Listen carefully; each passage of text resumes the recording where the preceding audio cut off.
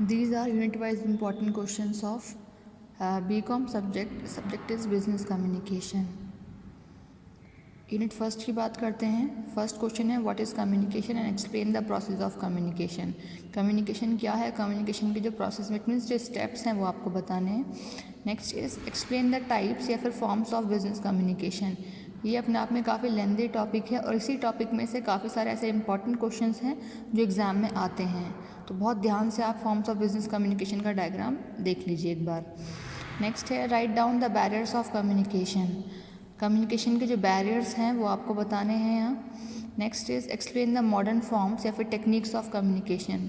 Communication के जो modern forms या फिर इसको हम टेक्निक्स बोल सकते हैं वो आपको तैयार करनी है.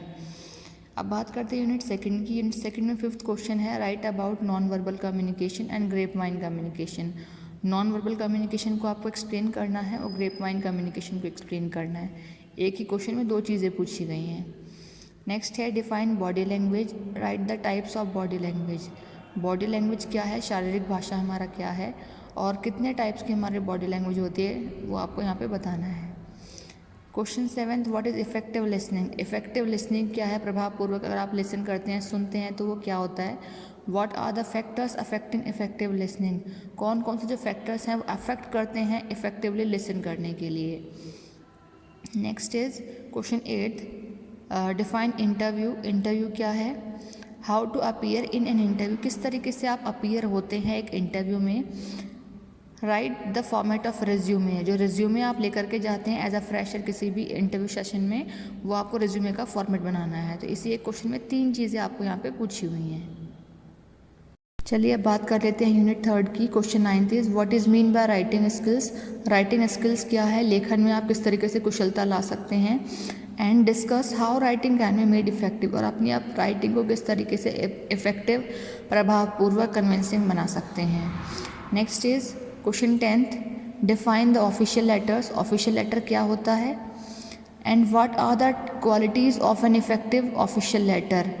और एक ऑफिशियल लेटर्स की क्या क्वालिटीज़ होनी चाहिए वो आपको यहाँ पे एक्सप्लेन करनी है. Question 11th explain oral presentation. Oral presentation क्या होती है.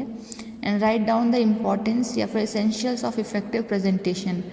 इम्पॉर्टेंस या फिर एसेंशियल्स आपको बतानी है इफेक्टिवली अगर आप प्रेजेंट कर रहे हैं कहीं भी उसके लिए. Next is question number 12th define power point presentation.